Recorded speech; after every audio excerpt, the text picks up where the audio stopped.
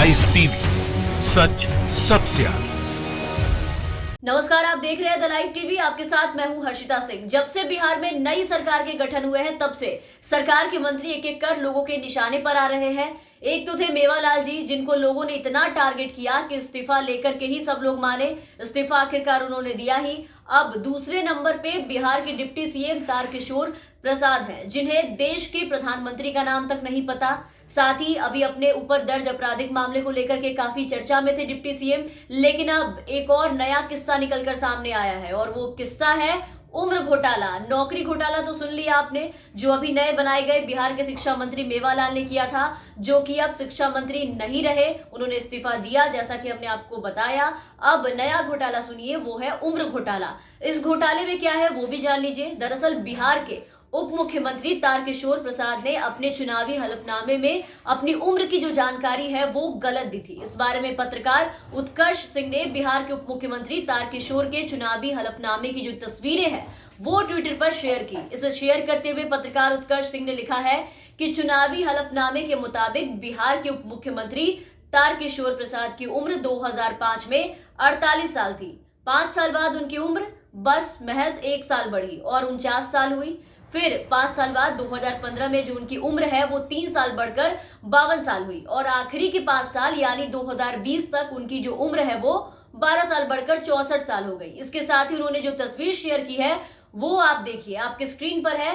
पहली तस्वीर जो आप देख रहे हैं इनके हलफनामे की है, ये 2005 की है। इसमें गौर से देखिए आप, इनके नाम के जस्ट बाद नीचे तारकिशोर प्रसाद की उम्र लिखी हुई है। वहां आप देखिए, इसमें इनकी जो उम्र है वो 48 साल दिखाई गई है।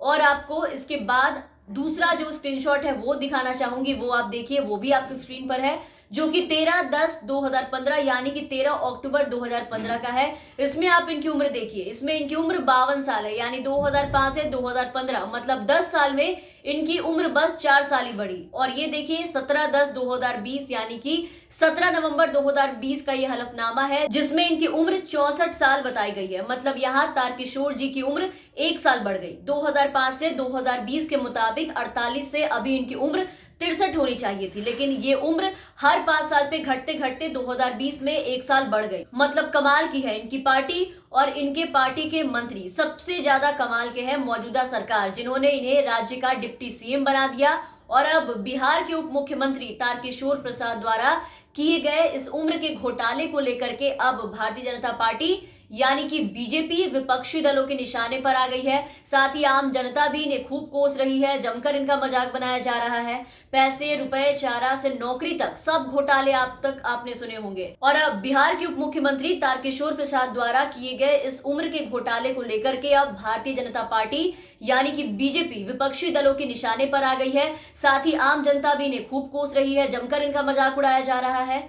पैसे, रुपए, चारा से नौकरी तक सब घोटाले अब तक आपने सुने होंगे, लेकिन आज उम्र घोटाला पहली बार सुनने को मिला होगा। चुनाव आयोग की वेबसाइट पर उनका हलफनामा सार्वजनिक रूप से दर्ज है। तारकिशोर प्रसाद द्वारा दिए गए चुनावी हलफनामे जो कि इलेक्शन कमीशन की वेबसाइट पर सार्वजनिक किए गए हैं, वो भी आप देखिए। इन हलफनामों के मुताबिक डिप्टी सीएम तारकिशोर प्रसाद की जो उम्र है वो 2015 में 52 साल थी। साल 2020 के विधानसभा चुनावों में उनके द्वारा दिए गए हलफनामे के मुताबिक इन 5 सालों में उनकी जो उम्र है वो 12 साल बढ़ गई। मतलब गजब की बढ़ोतरी है।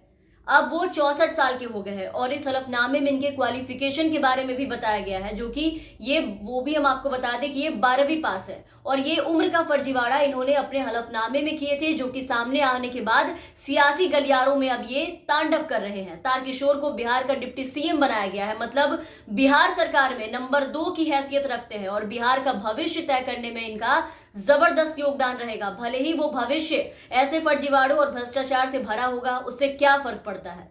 अब जरा सोचिए कि जब राज्य का राजा ही चोर होगा तो राज्य में चोरी पर लगाम कौन लगाएगा।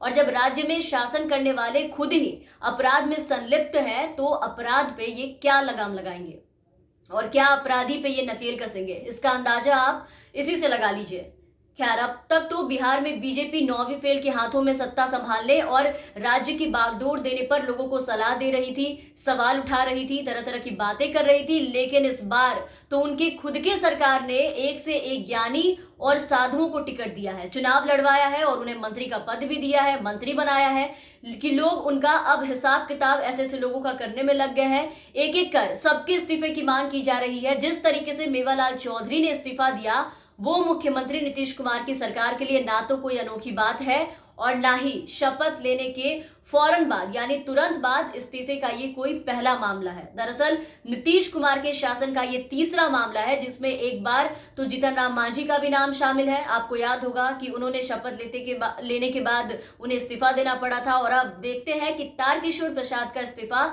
कब लिया जाता है या लिया जाता भी है या नहीं।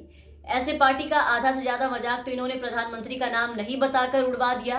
अब इनके इस घोटाले के मामले में पार्टी की तरफ से क्या सफाई पेश की जाती है, वो भी देखने वाली बात होगी। और जहां तक बात रही उम्र घोटाले की, तो आपने अब तक 5 सालों में इतना जो बढ़ोतरी है वो सिर्फ संपत्ति में देखा होगा कि लोगों की संपत्ति में बढ़ोतरी देखने को मिलती है।